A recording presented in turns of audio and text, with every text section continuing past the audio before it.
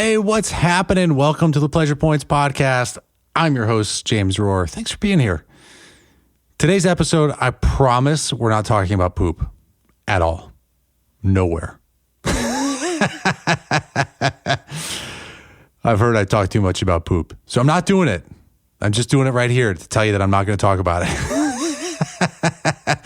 But we're going to talk about something else that I think a lot about, which is about love and relationships. And this is an episode that is probably really long overdue for me to record, but I hope you enjoy it. I'm going to do a couple other ones, I think, like this, where I just start sharing very plainly stuff that I think is really important to consider. So if you have been like struggling or challenged with relationships and dating and all the things, I'm going to start sharing more in here of the stuff that I've learned over the last, 14 years of supporting people through their relationships in both acupuncture and coaching. So I hope you enjoy this episode. Please spread the word, share it. And if you love it, please give us a review on iTunes. It really helps the podcast to be seen, to be spread, and to get the good word out there. So thank you so much for being here. You can follow me on Instagram at James E. Rohr, and you can check out the website at invitinginlove.com.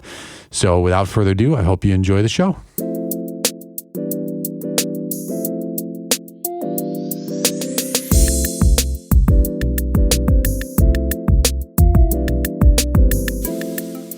Welcome to the Pleasure Points podcast. Today's episode, maybe I should just call it "Don't Be Awful," because I wanted to record an episode about basically the stuff that I say to a lot of times to my clients, or the things that I just like, the kind of the core message when it comes to dating and relationships. And I want to just speak super plainly. I don't want to like caretake feelings and like be all mindful of what I'm saying. It's just like, we just got to lay it out there, right? Because there's some things that are just not that complicated. Like I was listening to a Joe Rogan podcast the other day, like, a good male does in the world these days. And he was talking to a comedian. I don't remember who it was. And they started talking about like her dating life. And he just came out and said it. And he was just like, listen, he's like, you're amazing, but you're a lot of work. Now, some people might bristle at that, but I know guys that are a lot of work too. I'm probably one of them, but I just love that he was just like, listen, you're a lot to handle. She's driven, she's motivated, she's super successful, makes a bunch of money. She's like talking about, her sex life on stage. It's all like, there's a lot of things happening there. Yeah, I think she also has like hardcore anxiety or OCD, one of the things. And so she's like, so there's a lot, and if you just listen to the interview, and I listened to her stand up, which was amazing. And I was like, oh yeah, that sounds about accurate. Like she seems like she's all like that. Being with her would be a lot. It would require a lot of emotional dexterity, a lot of an ability to be like incredibly attuned. And at the same time, like being very aware of when to push, when to pull, when to ease back. Anyway, I really appreciate how he just kind of came out and said it. And, I think, they're friendly, so, he could do that. And I get that context matters and all that. And yet there's like a few things that just come up time and time and time again, where when it comes to dating and love and relationships, it just like, it really can be distilled down into this line that I really love to say, and I say it over and over and over again, because at the end of the day, that's just what matters, which is like, just don't be awful. Like if we could all just not be awful, at least not as awful as we might be, like most of the time, like we're winning. You're gonna start finding that your relationships thrive more if we just like can ratchet down our bullshit and not be as awful. Bonus points if we get to be kind. But it's really just like, it's like, let's not be awful. So let's recognize when that happens, right? So like, what are the behaviors? What are the actions? What are the things? And when we do behave like an asshole or just, annoying and like not cool, to call it out and to just be like, hey, man, I'm really sorry. I was kind of awful back then. I don't want to be awful. I want to be cool. And so like apologies. you know? And then you can break it down. We can look at, okay, what was going on? What's the context?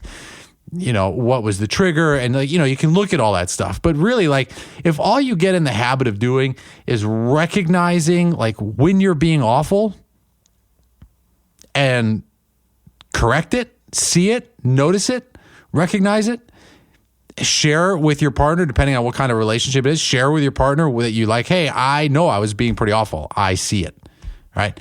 And I'm committed to not being like that. I'm going to do my best, right? Then like things would get so much better. But I was talking to a woman the other day, and she was saying, I've read all the books, the dating books, and, you know, they all just say like, well, you've got to like change who you are, and you can't be like this, and you've got to be like that, and wait this long to text, and, you know, say this and say that, and like all of the bullshit. Just all these games. And I was like, I hear you. Like, I don't like that stuff either. I've had massive resistance to calling myself like a dating coach because the thought of being lumped together with those people is like gut curdling, gut wrenching. Like, it's just like, I like recoil like a cute little, what are those things like the gremlins, right? When they hit water. It's like, I hear dating coach. I'm like, geez.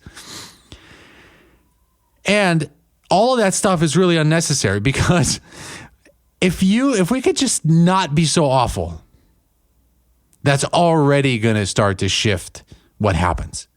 And especially if you cannot be awful because like that's how we've started conditioning ourselves to be, as opposed to just like faking it. Like I can totally like fake being kind or happy for like 6 months, and then I can just let my awfulness out. So this is like blowing up somebody's phone. Calling, texting too much, emailing too many times, hanging around, waiting around, basically just saying, look at me, look at me, look at me, look at me, right? This is the stuff that we do to try to get attention. To like, if only I'm annoying enough, they'll pay attention to me. I'm a middle child, and so that's like a mode that I definitely know. Ask anyone in my family and they'll tell you, I can be super annoying. Of course, I think I'm hilarious. But this is like just saying, hey, pay attention to me, pay attention to me, pay attention to me. So excessive attempts to reestablish contact, right? You're blowing up somebody's phone, you're leaning in, they've asked for time, and you can't give it to them. You still want that attention. Now, that one's really obvious. This other one is really, really important to identify. And this is what they call withdrawing. So this is where you might turn your back on your partner, you talk with other people, or you ignore him. What you really want is to have that emotional closeness. And instead, you see him reaching out maybe a little bit later than you wanted. And so to punish him or to try to get his attention, to see how high he's going to jump, or she, again, it doesn't matter. I'm just used to talking and coaching women, but it doesn't matter. Right? We're going to ignore them to see how high they might jump. Shit, I did this with Jen, where I was having like this really emotional time. It was very early on in our connection, and I remember I dropped my son off, and the handoff did not go smoothly, and like the getaway days are the worst. I mean the days when, you know, I bring him back to his mom's house are like, I mean, it's been 4 years, and it's still just like incredibly challenging. And I've had to reconcile like that will probably always be that way. I mean, the other day I almost missed my flight. I mean, he wouldn't let me go. And it's heart-wrenching, right? And so this was very early on in my connection with Jen. I was at the airport. The goodbye was like with Wyatt was really tough. And like my flight had gotten delayed, and it was cold, and it was like February. It was like that hail is slow. It was like I hadn't seen the sun all weekend, and it was just like it was gray and interminable, and it was like awful. And Jen was with her friend at the Standard, which is like this amazing hotel in Miami here. And she sent me a picture by the pool and like, you know, like cocktails and like the whole thing. And I was just like, oh, geez, you know. And instead of just telling her that I was having a hard time and I would love to get on the phone with her, you know, we had a couple of like text messages back and forth. And then she didn't respond to the last one that I'd sent. And then I see 20 minutes later or something, she posts something on Instagram. And I was like, what the fuck? Like, you know, I was like, if she's like, she's posting on Instagram, she has the phone in her hand. She should totally just text me back. And she did, and she kept posting things on Instagram. And normally, like when I get on a plane, I would say, hey, we're taking off. Like I'm taking off, I'll call you when I land and whatever. And I just totally like had this protest behavior where I just like ignored it. And the truth is like right as the plane was about to take off, like I got a text from her that said something. And rather than like being cool, I was just like, you know what? I'm not going to text. I'm going to just see how that plays out. And, I was in the middle of this protest behavior. I was withdrawing, right? I was being awful. And, that sucks. I'm not proud of that story, right? It was pretty shitty, but we're all capable of these things. Well, I'd like to say that we're all capable of it because I know I'm capable of it. And I did it. And so then when the plane landed, Jen was like, she was upset, and rightly so. And I appreciated that she was upset, and she was like, what was going on? And like, I wasn't able to share. I chose not to share, my feelings. I didn't really say to her that, I'd really love to just speak to you on the phone right now, because I didn't want to interrupt, the thing at the Standard and whatever. And I really wanted her to call me, but like, what the fuck? How is she going to know to call me? All right. I needed to ask for it. I'm like a grown man. I was in my late 30s. Like, come on, pull it together. But when we get triggered, right? When we get upset by something, or when we're just having like an overflow of emotions and the person that we want to be connecting with isn't 100% attuned to us for whatever reason, these are the kind of behaviors that pop up. And so when we can recognize like when we're being awful or when we're having this protest behavior or whatever, man, it can go such a long way to like you feeling attractive, you being attractive, you creating a great mood around you that someone else is going to naturally be drawn to. They're going to be like, I want to hang out with this person because it's way more fun to be with them than it is to not be with them. Remember, like people, especially like guys, right? I'll just speak because I'm a dude, right? And I know a lot of guys, and we typically are like always evaluating: is my life easier with this person or not? Is my life going to be more fun with this person or not? And this kind of behavior, the protest behavior, especially the withdrawing and the vying for attention, all of that stuff, it's not very attractive, and it's certainly not very fun. It's not fun to be around. But the best part of this kind of behavior, if you want to flip it into the positive, is that when you see it, when you catch it, if you share that with the person and you own it, 100% accountability, you're just like, yeah, you know what? Like I did that. It was really shitty. Super sorry. I'm committed to not doing that again. That is like a bridge for intimacy, right? There's a possibility for closeness there. But the catch is you can't keep doing it, right? You can't just keep apologizing all the time, because that also gets annoying, right? That's not fun to be in that kind of situation. All right, let's look at some of these other protest behaviors. So we've got excessive attempts to establish contact, we've got withdrawing, and we've got keeping score, right? So you're constantly keeping tallies, noticing how long it took them to return calls, waiting for them to make the first move, noticing like if you start counting like tit for tat, I gave them this and what do they do for here? And like, I did this for them and they haven't done this for me and like, whatever, all of that stuff, that's being awful. It's not cool. It creates resentment. It's going to create that stagnation in the body. It's very, very difficult for the chi, for the energy to flow freely if we are like eyes glued on the scoreboard, or what I like to call, pulling out our resentment notebook or the ledger. Where you're just keeping score of all the things. You're writing down all of the transgressions, all the things that this person has done or is doing that is irritating to you, that's not up to your standards, right? And this, obviously, if you're hearing this, right, you might be thinking of your family too. It's not just, intimate. It's not just, romantic partners, right? These are any kind of intimate connection, especially where this stuff shows up. And so if you've got that ledger, if you've got that journal, right, you have to burn that baby to the ground, because that's not going to get you to intimacy. And it's certainly not fun to be around. It's not attractive. It doesn't look good on anybody. All right. And this is where I think about some very good advice that a buddy of mine gave me. He goes, you can be happy or you can be right. Or you can be right or you can be happy. All right. And so that ledger, that keeping score, is one that's you really got to look at too as a protest behavior, as just us being awful. Acting hostile, right? And more overtly. Just if you roll your eyes when they speak, you leave the room while they're talking, or you threaten to leave. I'm going to leave, right? And, man, that's just all being awful. What is really going on in your heart? If we were to take a deep breath here, right, you think about when you may have behaved this way, and we just check in and be like, man, what am I feeling right now?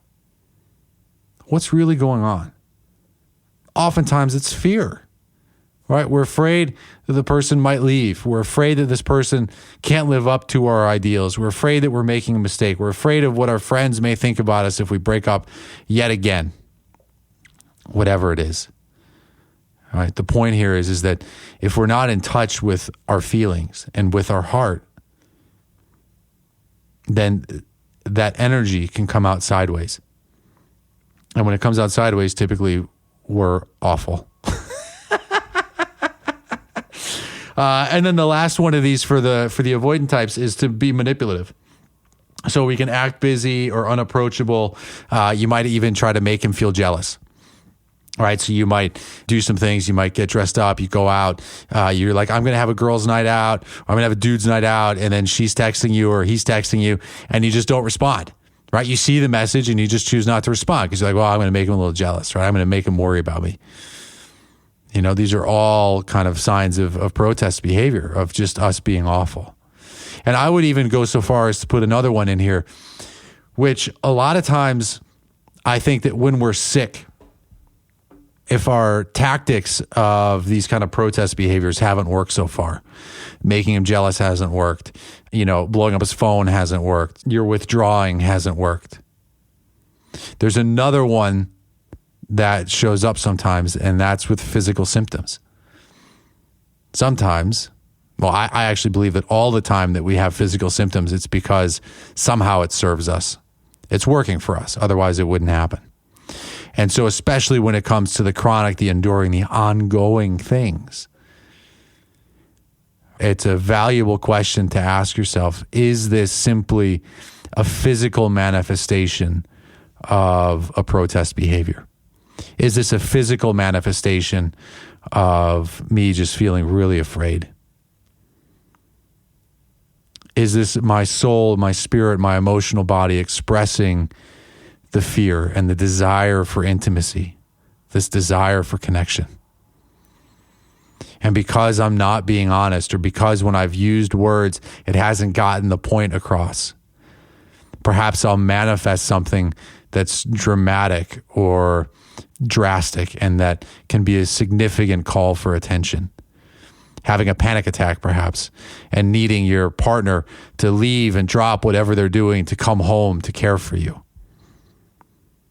Now, I'm not saying that every time somebody has that happen, that is definitely, an expression of a protest behavior. But I do think it's worth asking the question of what is my spirit expressing through this physical discomfort? And part of unpacking that is taking a look at what's everything that's happening as a result. Do you get more attention? Or do you get ignored, right? Sometimes that happens. I've seen it a lot of times with clients who have been really sick. They get sick. And one of the benefits, sort of, if you want to call it benefit, of being sick is you get to learn an awful lot about the people around you. You get to learn who shows up and who doesn't. All right, we get to see who sort of is okay with illness and imbalance and who is not. And sometimes the people that we may want to be most attuned to us and to step up the most and to care for us the most, even when we're sick, they can't, or they won't, or they don't. And that can be an intense piece of data to sit with. But there's an opportunity, if this is something that is coming up for you or something that's occurred to you, right? There's an opportunity there that perhaps using communication and using your words and just spending some time in meditation perhaps and checking in with yourself, working with a coach or a therapist to help you to attune to what's happening in your body, and then being able to express that with words and a good conversation in a way that invites intimacy and connection and not just in a way that repels and blames. right? Perhaps intervening at that level can diminish or mitigate or even fully release the physical manifestation of the call for attention. You know, it's tremendous how if we just change the, like, all of that protest behavior, or like what I was joking in the beginning about being awful. When we see it, if we just say, wow, okay, I think I just need some attention. I'd really like some attention from my partner right now. Can you feel how that just changes the energy? I mean, I feel it shifting me just saying it. Yeah. And so having the courage to do that. And look, sometimes your partner may not be available, right? You're on a flight, you're stuck in traffic, they're in a meeting, like they're busy, whatever. But just seeing it and recognizing it and being really honest is going to have a profound shift in the way that you show up. And I can guarantee that, like, the right guy, the good guy for you, or the good partner for you, if you show up with that, with an open heart and with that kind of vulnerability, they will welcome that feedback and they will rise to the occasion. And if they're not the right person, then they will just be completely unmoved by your vulnerability. They may continue to just carry on with their lives. But then you've got a tremendous piece of data to evaluate whether to go or to stay. You know, when we can reach out to the people that are supposed to be close to us with this clear invitation, be like, this is where I'm at. I'm hurting, I'm suffering, I'm just feeling kind of overwhelmed, I'm sad, I could use some attention. I could use some cuddle, I could use say something nice, like whatever. You know, that's a tremendous step. And I hear over and over and over again people who complain that their partner's not attuned to them. You know, and we know, look at the research, that this ability to tune to like be tuned into your partner is like one of the key predictors of couples that are going to experience happiness, like in the long run. But this kind of attunement, we have to hold ourselves to that standard first. You know, it's great if you're with someone who's like a mind reader, right? Or a psychic or whatever, who can just like intuit what's going on. But even that, trust me, even that has its shortcomings, right? Because they may say that you're feeling something and you're not even sure if you're feeling it. So we've got to be attuned to ourselves first. And then when we do that, we can start to really give the keys to the people that we love to how they can be attuned to us as well. You know, and it's just like, hey, if you feel me pulling away or you see that I've done that, like, you know, I'm going to do my best to not do that anymore. I'm going to do my best to see it when it happens. But if you see that, just know that it's like, I'm really just scared or I'm hurt. I could use a little love. I could use a hug. All right, how nice is that? So now we've stopped being awful. And we've used some of that behavior to be this connector, this bridge. Right now, so I've been talking about folks who tend to get anxious. You guys know who you are. But now let's talk about the people who anxious people tend to be attracted to, which is the avoidant type. So these are people who tend to like just flee, right? At like any sign of feelings, or especially like any kind of intimacy or commitment, these people do like a 180 and they like ghost and they're like, I'm out of here. And so this is like the other side. For the anxious folks, right, if we sum it up, it's like, don't be awful. Just let's not be awful. And then for the avoidant types, you know, what I say there is like, you got to show up. You have to show up. And so the way that an avoidant type is going to, their kind of protest behavior, or the way that they de-escalate intimacy is going to be, or deactivate is the phrase I think that they use in the book attached. You know, they'll say stuff like, I'm not ready to commit, but then they're going to stay in the relationship anyway. It's not even a relationship. They'll keep answering the text, right? They may behave like a boyfriend or a girlfriend, but from their eyes, they're like, well, I told you I'm not ready to commit. So why would you expect anything else? And you're like, I don't know, because you've like totally opened your heart to me. I've met your parents. I've met all your friends, and we hang out together every weekend. And it feels like a boyfriend, girlfriend. Well, but I told you, I mean, look, I was honest. I mean, I told you I'm not ready to commit. That's an avoidant being awful, right? Being clear, so I appreciate that. But at the same time, their actions are not clear, right? So they're just distancing themselves. These people are also going to be looking for like the exit. They always have the exit strategy mapped out. So they're like 1 foot in. And so for this tends to be you. Like, the key there is like, you got to show up. If you want relationship to happen that's going to be any good, you got to show up. You have to come willing to open your heart and to share what's going on. What else do these people do? They're going to focus on small imperfections. So they start nitpicking all sorts of stuff. They may start flirting with others just to keep some distance there, right? They may not say, I love you, but they imply that they might have some feelings, but they're not going to go so far as to say that they love you. They might be forming relationships with an impossible future. You long distance daters, you know what I'm talking about here. Right? Or someone where there's, some sort of other circumstance that's happening where that the chances of you guys actually being together in the long run is like super slim. But for a little while, it feels all right. You just do it anyway because you're like, wow, this is cool. It's fine. It's whatever. You've got that exit strategy there. And so your heart's not really on the line. So it may not be as overt as like blowing up somebody's phone, but it's still a barrier to intimacy. It's still a barrier to connection. And it's something that if you are looking to attract and to call in and just to make a great relationship happen, if you're on this avoidance spectrum, you got to show up. That instinct to run and to flee and to go away and to hide, right? That's got to be reprogrammed. Got to turn you into like a Navy SEAL where you run towards the conflict.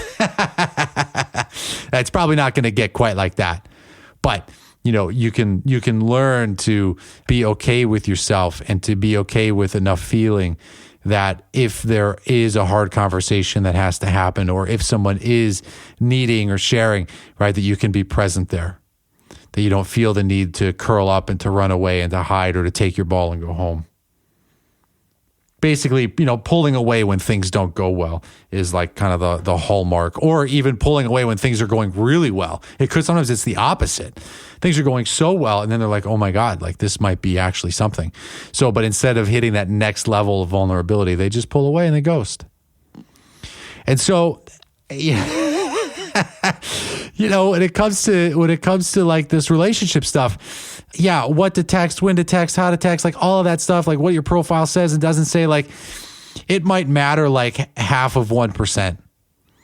But for the most part, if you can honor and start to recognize when you're awful, understand what the trigger is, and most importantly, like be attuned to what's going on deep inside of yourself, then like you've won. Even if that relationship doesn't work, or even if that guy or that girl doesn't become like the forever person, you've already won that moment because you've gotten attuned to yourself. You've honored and loved and recognized what's been going on. And better if you've even reached out for help. That's tremendous. And if the person does not respond or reciprocate that, I'm sorry. That can be just devastating, heartbreaking. Right? I've been on both sides of that. I've been someone who's reached out and wanted help and didn't get it. All right. And I've also been the person that was reached out to, and I couldn't find the feeling. I didn't show up. I was in my own place of fear and I was retreating. Sometimes this stuff is hard, man. To show up with an open heart, to show up at all. It can be challenging because there's so many things. The expectations, like the closer we start to get, it's like the expectations start to rise and go through the roof. That's another thing to watch out for. Because if the expectations aren't there, then we may not be so triggered. There's fewer things to resent. There's more flow that can start to happen. But to really show up that way, it means we have to be willing to not be awful. We have to be willing to honor and recognize when that awful or that protest behavior starts to show up, and then commit to doing things differently. What is it that you might need to ask for that you haven't been?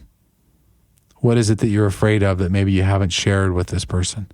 What are the feelings that are coming on that are just overwhelming? Right? And just being dialed in with more and more kind of attunement and paying attention to the environment that we create around ourselves, it's just like, that's everything. It's everything. I mean, I'm constantly asking myself now, like, am I creating an environment around me that's fun, right? That's joyous, that's enlightening, that helps people feel at ease in the long run, right? I get sometimes I can make things a little uncomfortable. But in the long run, right, is it going to help everybody to enjoy who they are and have more like a more enriched experience on this planet? Or am I being awful? Am I being shitty? Am I being avoidant? Am I being anxious? All right? And knowing and catching that instinct or those reflexes, that's like the cornerstone of transformation, right? It's know thyself. But it's really, it's just giving yourself that space and that time, and then being willing to share it. And so, does it matter like how attractive somebody is versus how attractive you are? Like, sure, some of that stuff can play into it. Does it matter, all the things like what to text, what you wear, how you show up, makeup, no makeup, getting coffee, do you meet for lunch? What if they say, what if they ask you if you want kids? Like all of that stuff. Does some of that stuff matter? Like, sure, they're all data points. But if you're really challenged with your love life, you can ask yourself, one, how in touch are you with yourself? Two, right, are you showing up as the best version of you?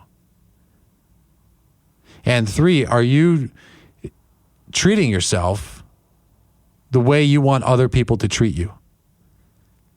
Or are you making things difficult to see if this person will like completely jump over every hurdle that you set up so that he or she can come in like, the rescuer and save the day?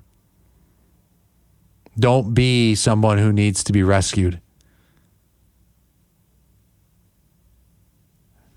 Identify what's happening in your heart. See where you're at. And then if you're willing, and if you're willing to share that with the people close to you, now we've started to disempower that reflex to withdraw, to be resentful, and to disengage. And there's a new experiment that's being run. The experiment of being open, not being so awful. And the huge risk here, of course, is that if you're seen and then someone says, you know what, I see you and I don't want to be with you. And there's a choice. You're like, wow, I didn't show up being awful. I didn't show up with any of my protest behaviors, and this person still didn't want to be with me. All right, that can be heartbreaking. But it all depends on the story. You could also look at it and be like, thank goodness the universe made it abundantly clear that this is the person that is not meant for me. And they have done me a favor, and they've eradicated this person from my life. They have given me no uncertain data about it. I have total certainty that this person is not a good person for me to spend more time with. And thank you for opening up the doorway, for the energetic pathway for somebody new who is a great fit for me to show up.